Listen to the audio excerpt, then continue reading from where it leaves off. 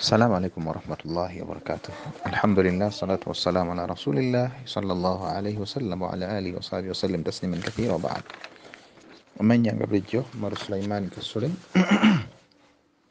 okukutwala mu kiyitibwa mirathul islamiyya obusika obw'eddiini busiraamu. Tuli ku paati ey'omwana agambibwa okuba nti yeegaanibwa bakadde be awamu n'omwana ayava mu butambuze oba mu bwenzi bw'abakadde. Endaba gye tuliko yakubiri ey'abamanyi abaffe omwana ono ku bintu by'aba alese singa Allah ageze n'afa ng'abadde mugagga alina ebyobugagga bye, maama we n'ajja okumusikira naye ng'aleseewo omwana omuwala, ebyobugagga ebyo by'aleseewo kale oba taleseewo, naye tukimanyi bulungi nti maama we alinamu omugabo kubanga omwana lwakuba yazzibwa ku sayidi ya nnyina. Hadithi zajja ezitulaga Nabbi sallallahu alaihi wasallam nga bwe yakikola ku mulembe gwe, n'aba ng'omwana yamukwasa ab'esayidi ya maama n'ategeeza nti omwana oyo asikira nnyina era ne nnyina akkirizibwa okumusikira.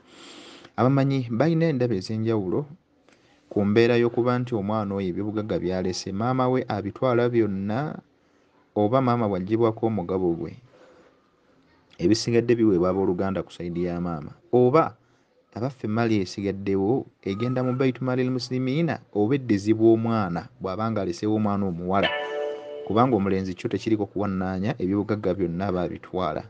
Endaba nno ze tuli ku ndaba ey'omulundi ogwokubiri. Bagamba abamanyi ab'oku mulundi ogwokubiri ab'ekigambo ekyokubiri baga nti anna al asabata waladu zina ummuhu, yaquluuna anna asabata waladu zina ummuhu, nti maama w'omwana oyo omwende gwe yayenda asobola okubeera asaba we, asobola okutwala ebyobugagga bye byonna.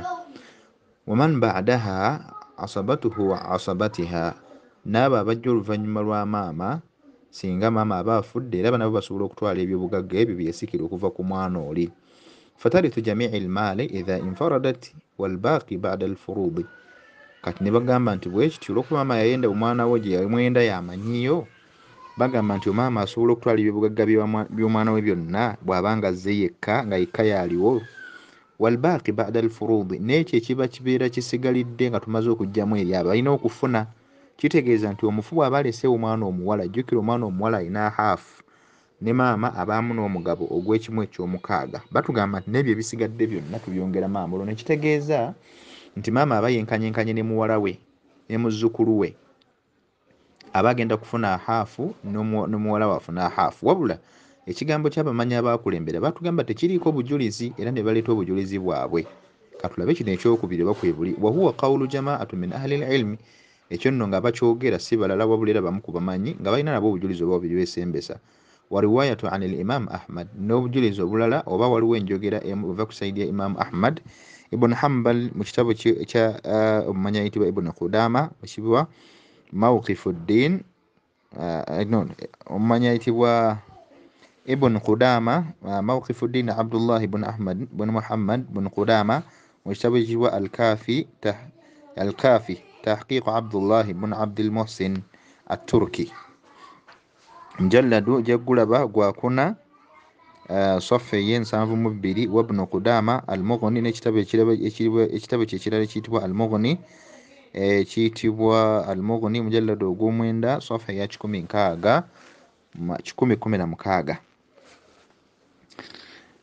Wakhtarahu Ibn al-Qayyim, ate nno eyakironda n'omulala yagoberera enjogera eyo ye Ibn al-Qayyim al-Jawzi amanyikiddwa Ibn Qayyim bun Muhammad Abi Bakari bun Abi Bakar sharhu Ibn al-Qayyim li sunan Abi Dawuda bihamishi awni al-Ma'budi. Ekitabo kyekyo mwe yakinnyonnyola ekigambo ekyo nga nnyonnyola sunan za Abi Dawuda, hadithi ezaaleetebwa mu Abi Dawuda zeerannyonnyola mujalladu ogw'omunaana safha ya 1016. وأصبح وأصح هذه الأقوال أن أمه نفسها عصبة وعصبتها من بعدها عصبة واختاره ابن القيم. أجنب أنه ابن القيم أجنب أنتي أبانا ماما yekennyini abeera asaba, asobola okusikira ebyobugagga bya mutabani we gwe yayenda oyo newankubadde nga yamwenda mu bwenzi, asobola okutwala ebyobugagga bye, n'abo abajja oluvannyuma lwa maama singa maama aba afudde nabo bwe batyo basobola okuba nga bakola ki, batwala ebyobugagga by'omwana oyo mu mbeera efaananako bwetyo. Singa maama aba taliiwo oba ng'afudde, mu mbeera ekyo nno kye yalonda Ibn al-Qayyim ye. Katulabe obujulizi bwe n'aleeta. Adillatu ashaabi qawlu thani. Katulabe obujulizi bwe batuleetedde bannaffe ab'ekigambo kino ekyokubiri. الدليل الأول وبجلس وسوكا عن ابن عمر رضي الله تعالى عنهما حديث يجيبه ابن عمر الله سيمك بمبيلي أن رجلا لاعن امرأته في زمن النبي صلى الله عليه وسلم وانتفي من ولدها ومسجى يوان ومانوي إلى نامكنيوغيري ومتيالا ففرق النبي صلى الله عليه وسلم بينهما نبناك ناباولا وألحق الولد بالمرأة ومتيالا nabina mukwasa omwana ekyalaga nti omwana alina kubeera ku saidi ya mukyala kuba maama tayinza kwegaana mwana we gwe yazaala yamanyi gye yamuzaala. Ebyo nno jabbisanga mu kitabo ekitibwa kyetugambye ekya Ibn al-Qayyim al-Jawzi fi sharhi Ibn al-Qayyim li sunani Abi Dawuda, sharhi Ibn al-Qayyim li sunani Abi Dawuda, omujalladu ogw'okumeka, omujalladu ogw'omwenda ogwokuna safa ya 72 erujja kusigala ng'ogenda obikola ki ejja kubinoonya biidhinillahi tabaraka wa taala jabbisanga. Now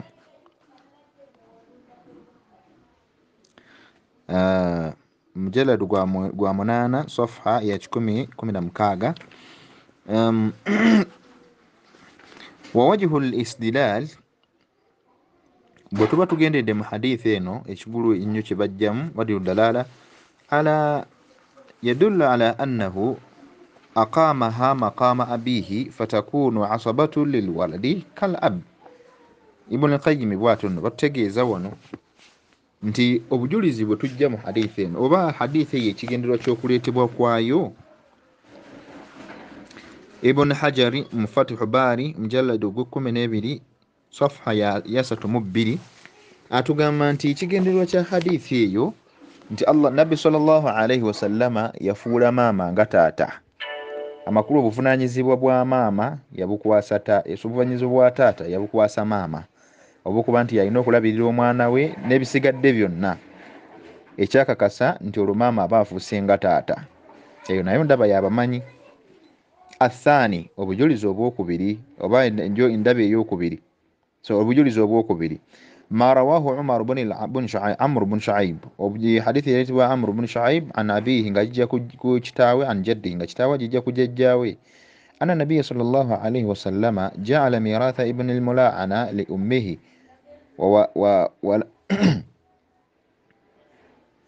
ولورثتها من بعدها. نابي النبي صلى الله عليه وسلم يدلو ومانو نيكوليميروا oba kitaawe gwe yaviirako okwekolimira wakati wa maama we ne kitaawe olw'okumwegaana. Omwana oyo maama we yasigala nga yamusikira n'abeera nga ate oluvannyuma lwe babrother be oba abasika be era be bagenda okutwala ebintu ebyo. Adalilu thalith eyo jabbisanga mu Abu Dawuda sunanu Abi Dawuda kitabu al-Faraid babu mirathi ibn al-Mulaana, omulyango gwogera ku kusikira omwana ayeegaaniddwa bakadde be. Temwerabira omulama gwe tuliko omwana wa maama gwe ayenza obwenzi omwana oyo. Jjukira abaana bano balinamu enjawulo, omwana owa mulaana n'omwana ow'obwenzi. Newankubadde ng'ennamula zaagala okufaanagana wabula ennamula z'omwana mulaana zaawukanamuuko katono n'omwana ow'obwenzi ddala gwe tukakasizza. Athalith ono omwana owa mulaana oba omwana oyeegaanibwa bakadde be asigala mu bbanga nga talina taata wabula nga tabalibwa nti wa bwenzi, kubanga ekibonerezo eky'obwenzi kyaggyibwawo nakwekolimira kwaki kwa bakadde ababiri. Maama akakasa nti omwana wa taata, taata agamba nedda omwana si wange, olwo omwana nasigala mu bbanga. Obujulizi obwokusatu qawlu nabi sallallahu alaihi wasallam, nabi sallallahu alaihi wasallam yagamba nti tahawuz almar'ati thalatha mawarith, mukyala afuna ebyenfuna eby'emirundi esatu. Atiqiha wa laqitiha wa waladiha, afuna ebyonfuna omuntu oyo abeera atadde okuta omuddu n'omuntu aba alonze wamu n'omuntu abeera n'omukyala abeera yenzwe omwana we alladhi la'anat alayhi la'anat alayha, omukyala oyo gwe babeera baziriridde omwana afuna ku bya mwana we, omukyala abayata omuddu afuna ku bintu by'omuddu we, omukyala abeera alonze omwana gw'aba alonze, hakaza laqitiha, omwana gw'aba alonze ng'amulonze bulonzi. Obujulizi babuleese obwo ojja busanga mu kitabo ekiyitibwa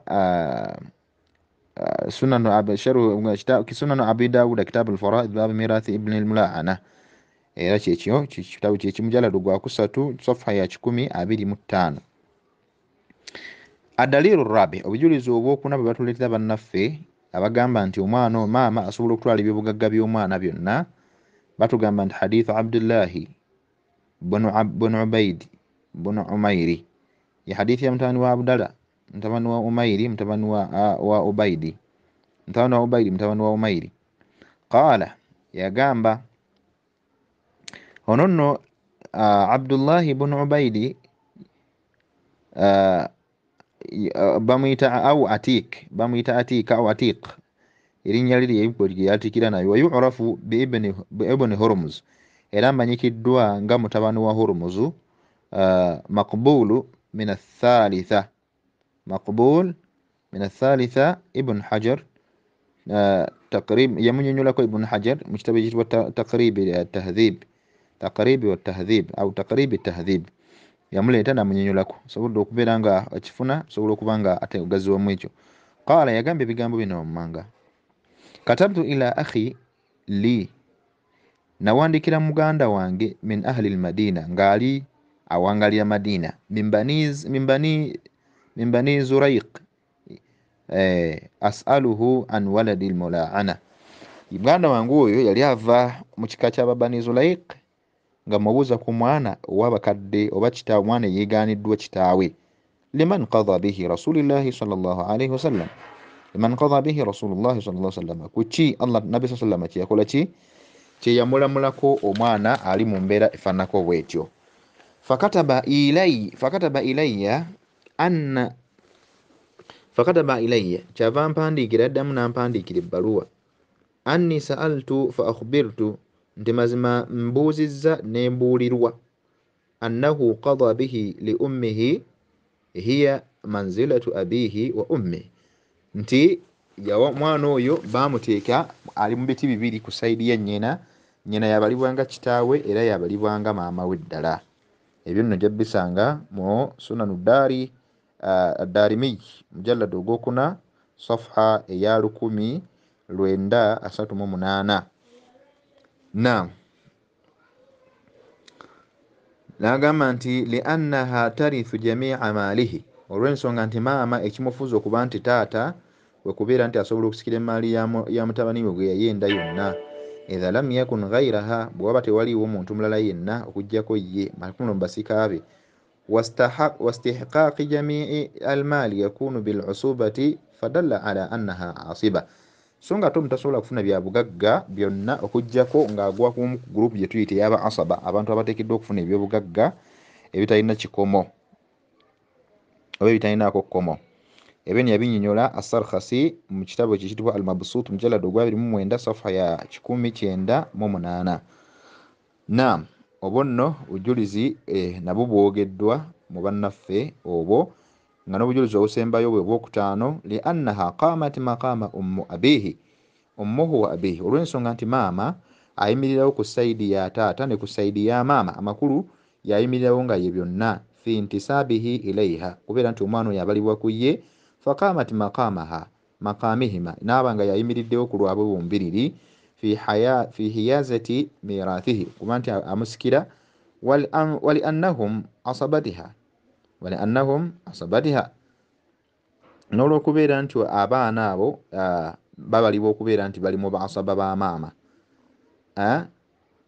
Adlu biha, abayitira ku ye, falam yarithu ma'aha ka aqaribi al-abu, tebasobola kubeera nga omwana oyo basika bajja kubusika bwonna ng'ate ku sayidi yaani, ku sayidi ya taata. Kigambo nno kyakusatu era kiri ku sayidi eyo yakirita Ibn Qudama mu kitabu kye kiribu Al-Mughni mujallad ogw'omwenda safha ya 117. Ebyo bye bigambo bya bannaffe ab'ebigambo ebyokusatu bwe batu bwe boogedde. Katulabe ate ekigambo ekyokusatu, endaba ey'okusatu kiki kye boogera? Bagamba nti anna asabata waladi zina huwa asabatu ummu. Bagamba nti ebintu by'omwana ow'obwenzi ebyo bisigalira bye byonna bikudda ku saidi ya nnyina. Fayarithuna ma tabaqa al asabatu ummi, bonna bigenda ku saidi ya maama, tebigenda ku maama wala bigenda ku saidi yabo abannyina ba maama w'omwana oyo. Fayarithuna ma tabaqa ba'daha, n'olwekyo basikira bino ebiba bisigalidde tebabiwa maama, bo bakiganye. Baye maama naye tabeera asaba, naye wabula babiwa bannyina ba maama ab'okumugongo gwe ku saidi ye. Min ahli al-furudi ba'daha min ahli al-furudi, oluvannyuma lw'okuggyako abantu abalina okufuna emigabo. Aw yarithuna al-maala kulluhu inda adami al-umm, oba maama waba taliiwo bo abooluganda basobola okusikira omwana ono maama gwe yayenda, muganda waabwe gwe yayenda, ne bamusikira ebyobugagga era byonna ne babigabanya. Waman ma'aha min ashabi al-furud, n'abo be baba bazze nabo mwabo kale waba yalikayo omwana oba kaana kawala nabo bwe bati, oba kaana ka mutabani we akawala. Wa huwa qawlu jama'atu min ahli al-ilm, era nga n'ababyogera ebyo bamanyi. Wa riwayatun ukhra an al-imam Ahmad, ate nga ne Imam Ahmad ku saidi eyo abagoberezi be waliwo ekigambo ekijjibwayo. Ebyo nno jabbisanga mu kitabu kirimu Al-Mughni li Ibn Qudama mujallad ogw'omwenda safha ya 1018. Wa Ibn Qudama Al-Kafi, era ogende mu kitabu ekiyitibwa Al-Kafi ekya Ibn Qudama mujallad ogw'okuna safha ya 72, era bijja kunnyonnyolwa osobola okuba nga ate obitegeera. N'olwekyo obujulizi ki bwe beesembesa bannaffe? Adillatul qawlu thalith, bannaffe ab'obujulizi ab'ekigambo eb'endaba ey'okusatu balina ku kyebakola ki kyebeesembesa, ne baga nti dalilu al awwal qawlu nabi sallallahu alaihi wasallama, obujulizi bw'obusooka bwe bw'okubeera nti nabbi sallallahu alaihi wasallama yagamba alhaqu alfara'ida bi ahliha fama baqiya fali awla rajulin dhakar fahuwa li awla rajulin dhakar. Yagamba nti mutuuse emigabo eri bannannyini gyo, n'ekyo kiba kisigaddewo mu kiwo obooluganda oba omusajja ali asinga okuba okumpi, amakulu okumpi n'omufu. Ekyo gye kisanga bakireeta ojja gisanga hadithi mu Sahih Bukhari mweri, insha Allah ojja gisanga mu Sahih Bukhari, alhiqu alfara'ida bi ahliha fama tarakat alfara'ida fama bakat fali awla rajulin dhakar. Ojja gisanga mu Sahih Bukhari mu kitabu alfara'id bagireeta. Naam, kyava gamba nti wadalilu thani, obujulizi obwokubiri obwesembesa, kyava gamba nti wa asabati al-umm hum awla rajulin dhakar. Abamu bagamba nti munnange baasaba ba maama oba abantu abasikira ebyobugagga ku saidi ya maama ebitalina kkomo be basajja abali okumpi eri omwana ono gwe yazaala mu bwenzi okuba nga bamusikira okutwala ebisigalira bye.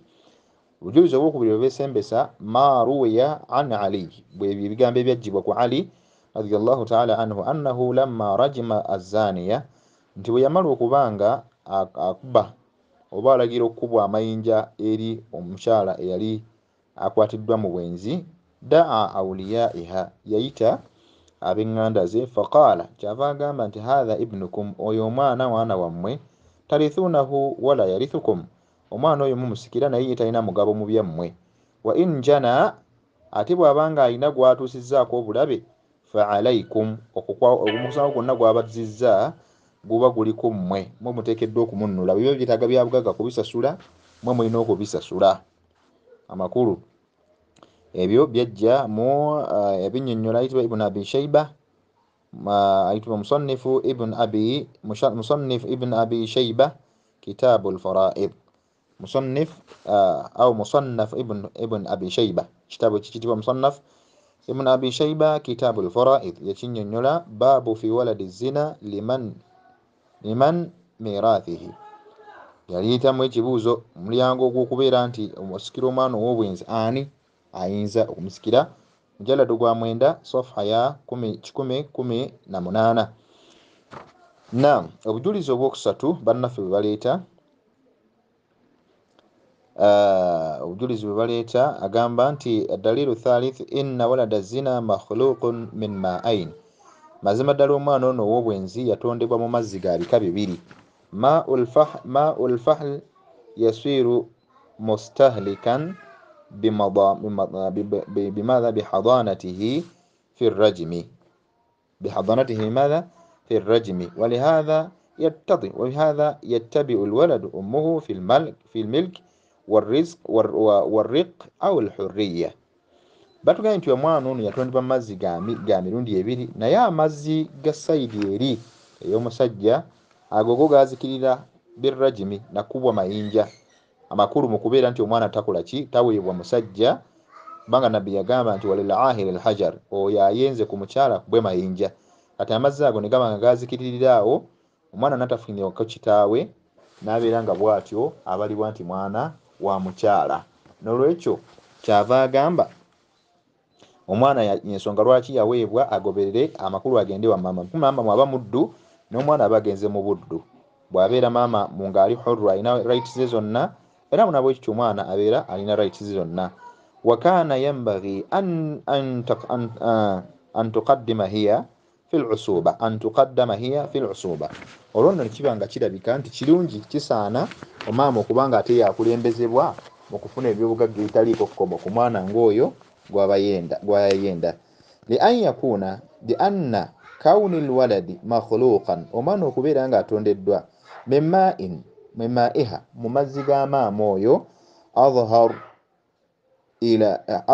illa anna sharia bana al-usubatu ala nasabi, nti kyeyoleka ku saidi eyo kyekisinga okweyoleka, kirabika mangu nti maama yazaala omwana oyo olwokuba nti aba mwana we era yaba amulina amakulu ebbanga byonna yateekinga obuvunaanyizibwa bwonna.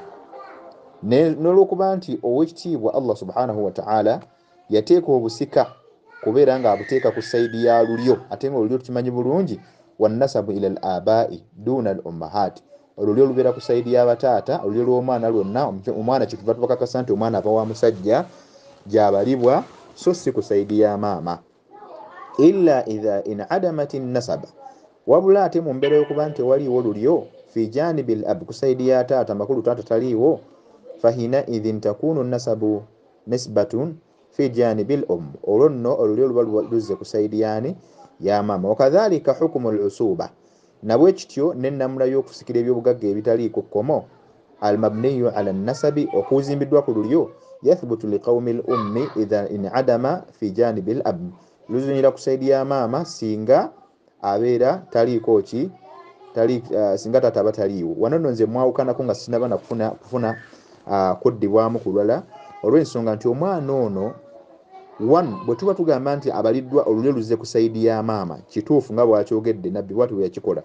Lwaki Ali radhiyallahu ta'ala anhu yagamba nti omwana ono wana wammwe, yarithukum tarithunahu wala yarithukum, omwana ono mumusikira naye tiabasikira, ate nga mugambye nti ate wa ku famire yammwe tiaba abaliwanga wammwe ddala, kitegeeza nti fihi naqs fi dhalika. Olwo nno obijja bisanga Imam Sarkhas oba al-alimu Sarkhasi, omumanyi ayitibwa Sarkhasi, mu kitabu ekiyitibwa al-Mabsuut mujallad ogwa 29 safa ya 198 bw'atyo yakinnyonnyola. Walillahi alhamdu, botegereza obuliji bwonna obuzulizi bwonna, walladhi amilu ilayhi yani sahibul kitab wa ana kaman, bw'obutunulidde obujulizi buno bwonna nga buzze bwetooloola. Ekitabo kitugoberera omuwandiisi waakyo kye yagendako, naye ate nga nange bwe ntunulamu butuufu ddala kyekyo obujulizi okusinziira nga bwe tubwetegereza nnenekenya tubutekennenyezaamu. Ba'da al-'ardu li aqwali al-adillati al-qawl al-awwal wa dhalika al-umur al-atiya, jja kusanga nga obujulizi bwa bannaffe abaakulembedde bw'amaanyi olw'ensonga zino wammanga ze tugenda okutunuulira, zeetegereze. Awalan, sookera ddala anna tawafuqu ma'a an-nususi al-warida, annahu tuwafiqu ma'a an-nususi al-warida, obujulizi obukulembedde bukwataganira ddala n'obujulizi obuleetebwa, obujulizi bw'ekigambo ekyasoose. Bannaffe bali abagamba nti nedda maama Allah yamuwa emigabo ebiri, kimu kyakusatu n'ekimu eky'omukaaga. maama tasobola kusikira byabugagga byonna kuba tuba tutuusizza amateeka ga Allah mu ngabanya y'ebyobusika. Ate ekyokubiri, ab'eŋŋanda tebateekeddwa kutwala maali eno ebbanga lyamala ng'owaaki ono afudde ayinawo ab'emigabo abateekeddwa okufuna emigabo. Kitegeeza nti Baitul Maalil Muslimiina eba erina okutwala ebintu ebyo. Ku sayidi ya maama tebalina kujja. Bw'abanga alinawo baganda be begatta nabo maama, abo nno be bayinza okuba nga ate bafunako omugabo gwabwe, nabo tebasukka kimu kya kusatu bwe baba bangi oba babiri, naye bw'aba omu tasukka kimu kya mukaaga. N'olwekyo olujulizo allati tadullu ala anna almiratha li ashabi alfurud oba bulagira ddala nti ddala okusika bulina kudda eri abo balina emigabo mu bo ala qadri furudihim, okusinziira ku migabo gye balina, walbaqi li asabati, naye kiba kisigaddewo kizzibwa eri omuntu oyo asikira emaali etalina kigero etaliiko kkomo, alladhina dalla alaihim addalilu annahum asaba, abalinako obujulizi obukakafu ddala nti babalibwa kuba asaba. Kuba asaba gwe tulinayo mu bakyala ali omu yekka, ye mwannyoko yekka, ye mumbejja asobola okufuulibwa asaba, ate nga waliwo embeera waasobola okubeera ne waatasobola kubeerera. Fala yatajawazu an hadha addalili ila ghairihi, tetusobola kubuuka bujulizi obwo kugenda ate ku bigambo birala. Wa kauni taksimi almirathi ya'tamidu ala tawqif, n'olwokuba nti ebyobusika bino tetulimunaamu ndowooza z'abantu wabula twetololera ku mateeka ago Allah tabaraka huwa taala ge kennyini ge yeebagira, kuba tewaliwo gwe yakwasa bya busika wabula ye kennyini yabyetemeratemera mu surati Nisa. Fala yu'tabaru fihi illa an-nass as-sahih, n'olwekyo ebigambo by'abantu tebiyinza kutwalibwa bye baba boogedde byonna mu ndowooza ez'enjawulo okuggyako nga tutwala obujulizi obuli mu Qur'ani, n'olwekyo oba obuli mu hadithi obajja nga Nabbi sallallahu alaihi wasallam bwe yakola.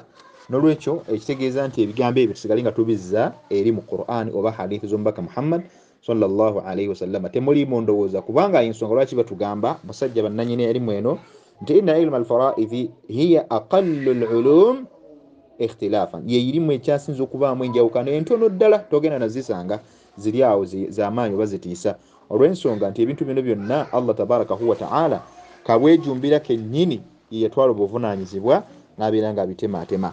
Obujulizi obwokubiri oba ensonga ey'okubiri lwaki tutwala obujulizi obwakulembedde ab'ekigambo ekisoose ekyamaama okubanga tasobola kutwala ebyabugagga byonna wadde ab'eŋŋanda ze okubanga batwala ebyabugagga ebyo singa wabawo abantu abalina okufuna emigabo, bwe bujulizi olw'ensonga nti liquwwati al-adillati wa sihhatiha, olw'obujulizi obutuufu ddala kuba bajuliza nnyo aya ya Qur'ani. Bannaffe abaakulembera ab'ekigambo ekyasooka bajuliza nnyo aya ya Qur'ani awamu n'okuleeta hadithi entuufu ezitwalabirako ddala, wa salamatiha min al-mu'arada, ng'ate teziriiko kuwakanyizibwa kuba tewaliyo ne bana abazze bannaffe abookubiri yaziwakanya. Thalitha, ekyokusatu ekitusindikiza okutwala obujulizi obwakulembera adillatul qawlu al-ukhra, bannaffe ab'ebigambo ebirala ebizza ekisooka ekyo endaba ey'okubiri n'eyokusatu, la takhulu min du'fi fi sanadi, tojja kubeera nga amakulu tekyebulizaayo kuba nti tuyinza okusanga mu bujulizi bwe baleese temubulamu kubanga mulimu endaba z'abantu, era endaba zennyini endowooza y'omuntu ng'ate kitumanyi obulungi nti endaba y'omuntu esobola kujja ma'a wujudi nas mu ng'ate obujulizi weebuli. N'olwekyo kitusagala kitutegeeza nti obujulizi bwabwe bulimu obunafu au fi ddalaala oba mu kujuliza kwabwe. Ekirala fal istidlalu ashabul qawli thani, endaba oba obujulizi bw'abannaffe ab'ekigambo ekyokubiri abagamba nti maama asobola okutwala ebyobugagga byonna bihadithi Ibn Umar, oba obujulizi bwa Ibn Umar bwe baleese radiyallahu anhum, Allah asime ku bombiriri, ana nabiyya sallallahu alaihi wasallam alhaqa alwalada bilmar'a, nti omukyala Nabbi sallallahu alaihi wasallam yakwata omwana n'amuwa omukyala, dalilun fihi ala anna almar'a ta'khudhu kull almiran, nti mulimu obujulizi nti omukyala asikira ebyobugagga byonna, li'annahu innama afada qat'u nasabi abihi, nti ekyo kyategeeza nti olwokuba Nabbi akutuddewo olulyo lwa taata olwo maama yabafuuse byonna, faswara kaman la aba lahu min al-awladi al-baghi, faswara nti n'olwekyo n'abeera nga atalinaayo mwana taata yenna, la aba lahu talina taata yenna omwana oyo min al-awladi al-baghi, mu baana baba yafuna mu makubo agatali matuufu. Obwo nno bujulizi eyo yali ntegere yamumanyi ne istinbatihi, wabula hadithi buli omu agitunulya bw'ati ajjamu amateeka ag'enjawulo. Ekyo tekisobola kutugamba nti maama yafuuse taata, tekisoboka, kalla ne bwe kitunulya butunulizi bw'obanga osomye hadithi n'ogyekenneenya tosobola ganti maama olwokubanga obusiraamu bwemuziriridde omwana tulokati yafuuse taata ye maama, tekisoboka. At the same time la ekyo nekinyola Ibn Hajar fi Fathi Bari mujallad ogw'12 safha eya 332 bwatyo yakinyonyola. Obujulizi obwokubiri oba wastidlali bannafa b'ekigambo ekyokubiri istidlalihim aidan obujulizi bwe baleeta obulala bi anna nabiyya sallallahu alaihi wasallam ja'ala miratha ibn al-mula'ana, tunabbi sallallahu alaihi wasallam yaddira obusika bw'omwana oyo taata we gwe yeegaana li ummihi n'abuwa maama we wali warathatiha n'eri abafamire ye membaadiha bw'aba mukyala ng'afudde. Fahadha alhadithu mutakallamun fi sanadihi, oyo hadithi abamanyi aba hadithi bajogerako amakulu fihi bishukuku fihi mulimu okubeera nti bajogerako abamu tebagitwala abamu bayogera ku chain eyagireeta oba sanadi. Anhu al-Bayhaqi mujagenda mu sunan al-Bayhaqi bwatyo yajogerako munqati'un, yajogerako nga hadithu munqati'u sanadi. Abu Bakari Ahmad bin al-Husayn al-Bayhaqi ma'rifatu sunani wa atharihi, mu kitabu ekiyitibwa ma'rifatu sunani wa atharihi yagireeta mujalladu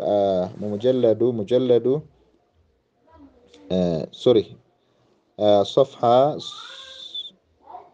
naam ajja kukinoonya anaaba kitaazi ekitabo ekyo bwatyo yabireeta n'abeera nga yabyogera mu kitabo ekyo. Ekyokubiri ekirala wakadhalika law kana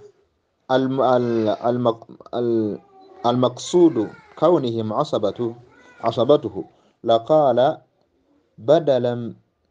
badalan min warathatiha wa asabatiha. Singa kyali nti nabbi sallallahu alaihi wasallam mu hadithi eyo ddala yaddira okubeera nti abantu abo be baasaba b'omwana oyo, yali badde agamba badala min warathatiha asabatiha, yali badde ate okubeera nti ate atunulira min warathatiha amakulu omwana ono singa abantu b'essayidi ya maama we be baali badde baasabati b'omwana oyo, nkitegera bulungi, baali badde era be bakulembezebwa mu basika, amakulu mu basika abaali badde bamukola ki, bamusikira oluvannyuma lwa maama we n'abooluganda baali badde tebajja ku maama kubanga baali batwala bagaba asaba be baali badde batwala ebyobugagga byonna, ng'ate bali abooluganda twali badde tubaleka bali abooluganda ku maama kubanga ab'emigabo babeerawo ne baasaba abasigadde bagwa listigraf al-furud at-tarika olw'okuba nti ebyobugagga biba biweddeyo nga bitwaliddwa abo abafuna ebitaliiko kkomo. Amma hadithu tajawuz hadithu tahuzu al-mar'atu thalatha mawarith, naye ate obujulizi bwogga nti omukyala afuna ebyobugagga amakulu afuna ebyobusika bya mirundi esatu. Fahadha alhadithu aidan mutakallamu fi isnadihi, hadithi eyo nayo akagireeta nako ba ulama nabo bakwogerako amakulu kaliko ebigambo. Falam yathbutu al-Bukhari olwo nno Bukhari wal Muslim hadha alhadith falam yuthbitu al-Bukhari wal Muslim hadha alhadith lijahalati ba'd ruwatihi. Bukhari ne Muslim hadithi eyo tebaginywererako oba tebagikakasa olw'ensonga nti abantu abagireeta kachaina akagireeta kakola ki tekali tekamanyikiddwa butuufu bwako. Oba oliawo n'engeri hadithi zaali zicupulwa ng'abantu baleeta ebigambo byabwe ne babijutikawo ng'ebigambo bya nabbi. Wa huwa min wirathati Umar bin Ru'ba, wa huwa min wirathati Umar bin Ru'ba, ng'obwo nno byebiva mu riwayati ezimu ku riwaya mwalimu riwaya ya Umar bin Ru'ba, ate nga abamanyi wa hadithi yashukuna fihi la ya'rifunahu, tebakamanyi abo tebamanyi nnyo mu bantu bakola ki ebajja ku hadithi. Ebigambo bingi nnyo ebyogerwa, n'olwekyo والتغلبي إيران التغلبي يجي محديثي يو عبد الله بن الواحد النصري نيبوا تشو نابيرانغا يبيوغيراكو ebyo hadithi amakulu gibaliko yajirako ebigambo bingi tetujja jigendako nnyo naye nga ekimu ku sayidi kimanyi nti bamanyi ba hadithi Bukhari Umaru bajiramu ebigambo bingi okubeera nti bashaka sanadi yayo. Wa aidan bwe tugenda ate maaso law thabata hadha alhadith hadithi singa ddala yakakasibwa nti ntuufu falaisa nassan fi ta'sib tesobola kubeera nti ateeka kasa ddala kituufu nti saidi ya maama oba maama asobola okufuna ebyaki ebyobugagga ebitaliiko kkomo. Bal huwa nassun fi mutlaqi alhiyaza, wabula yali eyogera mutlaqi alhiyaza eyogera ku ebyenfuna ebiri jeno maama saidi yayinza okufuna wabula tekakasa ku asaba, tejjanga eyogera ku asaba. Ekigambo kituuko kya asaba kufuna maali yonna, wabula wali eyogera kubeera nti asobola okufuna ku byobugagga ebyenjawulo ebyemiteeko nga bwe yagyogedde. Watakunu birraddi wa tawrithi dhawi larhami kadhalika. So n'olwekyo era yalibadde etulaga nti ddala butuufu n'abeeki ne raddi yalizze eri badhawi larhami ab'eŋŋanda abasigadde, kubanga bw'oba okyogedde bw'otyo nga hadithi bwetu bwegambye olubana bwalibadde bayingira, kubanga ate byetumanyi ba asaba abo bokoro tulina obujulizi mu kuba mu hadithi ez'enjawulo ezibanassaako. Wamma hadithu Abdillahi bun Ubaidi bun Amr بن عمير قال عنه البيهقي مقطوع أو منقطع. حديث يا عبد الله بن عمير يو بيهقي يجوغرako amakuru nagamba nti eri munqati' sanadi yayo yakutuka kachigiri kajigira kajja kakutuka. Wa aidan la dalalatun fi hadha alhadith ala at-tawrith bit-ta'sib, era tukakasa nti mulimu bujulizi tukakasa nti mulimu okukola ki okusikira okulaga obwa asaba oba omuntu okusikira emaali etaliko kigero oba etaliko kkomo. Bal huwa ilhaqu alwaladi bi ummihi wa qat'u lahu an mula'in fala yunsabu ilayhi, wabula ekyaliwo kyali kyakutula kajegere ku saidi yooli eyemwegaana n'okuba nga bamukwasa maama okusaidi ye mu mbeera efaanako bwetyo. Amma istidlalihim bi anna al umma qamat maqama al abu fi an-nasab, naye ate obujulizi bwe batuleetedde bannaffe ne batugamba nti maama ayimirirawo ku saidi y'omwana olw'okuba taata abeera avuddewo olw'olulyo nga takyabalibwako taata, fatakumu maqama fil irth, nolwekyo bakireete bakigeraageranye ku busika. Fala yastaqimu idha lam yusarid idh law sarat al ummu asabata kal abu lawajabat an tuhjiba al ukhwa kama yahjibuhum al ab, kubanga singa maama aba aleeteddwa mu mbeera y'okugamba nti taata taliiwo, olwo maama ng'afuuliddwa asaba yalibadde ataagaana abooluganda ku maama. Abooluganda amakulu abaana be beyeezaalira mu basajja abalala yalibadde kennyini abaziyiza okufuna ku byobugagga bya muganda waabwe ono gwe yazaala, kubanga aba mutadde mu kifo kyani kya taata, kuba taata tumanyi bulungi bw'abaawo abooluganda bonna basigadde tebajja. وفي إجماعهم على توريث الإخوة معها دليل على عدم تعصيبها. Olwo obujulizi butulagira ddala ku nsonga eyo okubeera nti maama bw'abanga asobola okwegatta n'abooluganda abaana be yazaala mu basajja abalala ne basikirana n'omwana we gwe yazaala mu bwenzi, kikakasa bukakasa nti maama tali asaba, kubanga asaba bw'abeerawo abasigadde tebajja, nga taata bw'abeerawo ng'abooluganda we bali, abooluganda tebajja nga kitammwe waali ku muganda wammwe. ولأن استحقاق العصبة للميراث في مقابلة تحملهم للعقل، kubanga okusembeza obusika obutaliko kkomo ng'ate mbusembeza ku mbeera ya maama okuba nti atwala ebiganda ebyebisika ebitaliko kikomo, bantegeera butegeezi ya muntu byabalowoozezza obulowooza n'abiteekawo mu mbeera efaanako bwetyo. N'olwekyo nga amakulu nga mukiteeka ku diyatul aqil okukisembeza ku diya abafamily gye bawa olw'okuba nti omwana ono bw'abeera ayonoonye saidi ya maama bateekeddwa okubeera nga ate basasula baliwa penalties zidda gye bali. Kati bannaffe abamu bakigeraageranya mu mbeera efaana bwetyo ne babanga ekyo bakikozesa bukozesa ate mu ntegeera yaabwe. N'olwekyo وولاية النكاح فلم تعقل عصبة الأم ولم يزوج لم يثبت ولم يزوج لم يرثوا وما تفرع عن النسب لم يثبت إلا بثبوت النسب قياسا على العقل، ثم إن هذا قياس والميراث لا تثبت بقياس وإنما تثبت بالنص. N'olwekyo ekirala kitugambye wilayatu nikahi, obuntu obwannanyini obujjirawo oba obufuzi oba obuyinza obujjirawo ku sayidi y'okuba nti omusajja awo oyo omukyala falam taqil asabatul ummu walam yajuz falam taqil asabatul ummu ku sayidi ya maama olwo tasobola kubeera nga singa omukyala aba afumbiddwa mu mateeka amatuufu tebasobola ate kuvaayo kubeera nga bakola ki taqilan ummu asabatul ummu tebasobola kuvaayo kubeera nga bamukola ki bamutoolera ku ddiya sigeze nti asse mwana wa muntu oba atemye mukono gwa muntu oba atemyeko kagalo ka muntu tebasobola kuvaayo kugamba nti bamusulira ddiya walam yuzawwiju lam yarithu n'olwokubeera nti embeera eyo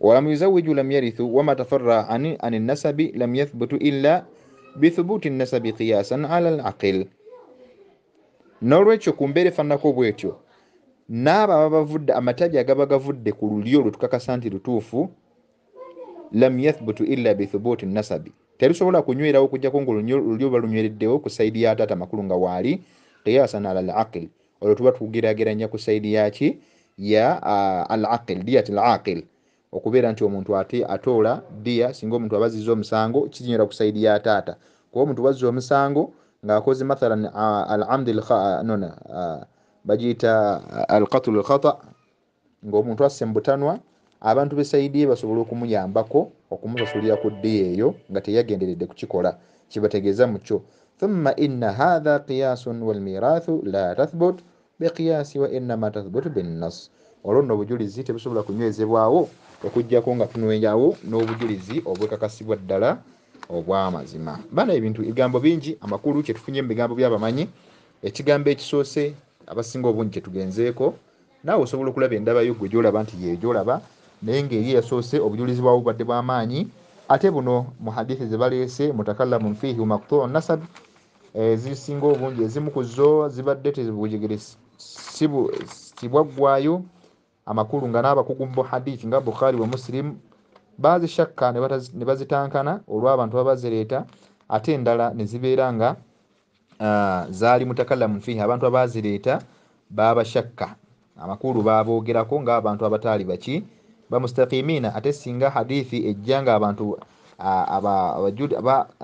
baruwat basajja ba hadithi bajogeddeko ne baba nga tebagitutte kitegeeza nti obujulizi obwo mwana wattu ate tubeera tebutwalibwa wabillahi at-tawfiq ebigambo bingi situsobola kubanga tubimalayo naye nga kyetukakasiza ekikulu kyekyo ekyokubeera nti omwana ow'obwenzi ebintu byo bisigalawo imma fi baiti mali al-muslimin oba fi baiti mali al-muslimin tubitwala mu baiti mali al-muslimin ne tubeera nga tubikola ki tubiteeka eyo oluvannyuma lw'okuggyako abalina emigabo bw'aba alese omwana omulenzi ebintu ebyo bimuweebwa bw'aba alese omuwala enda man yaqulu birraddi waliyo abagamba nti omwana oyo addizibwa bwe tumuwa nisifu ye ne tumuwa maama omugabo gwe ate tusobola okukola raddi ne tugiddeza omwana oyo ebyo tunaabeera nga asobola okuba nga bikola ki fakilahuma awula buli agamba nti akoledde ku kigambo oli agamba nti akolera ku raddi mu kubeera nti ebintu ebyo abiddiza omwana aba akoledde ku madhhabu g'abamu ku baimaamu omuli Shafii wa Abu Hanifa ate oyo agamba nti akoze raddi akoze israf ila bait mali muslimin era abatutte ekigambo kya Imam Maliki ewamu ne Shafii wa Ahmad ibn Hanbal wa ghayrihim min al-ulama n'abalala era nabo watu aba abegaseeko billahi التوفيق وصلى الله على سيدنا محمد وعلى آله وأصحابه وسلم تسليما كثيرا والسلام عليكم ورحمة الله تعالى وبركاته.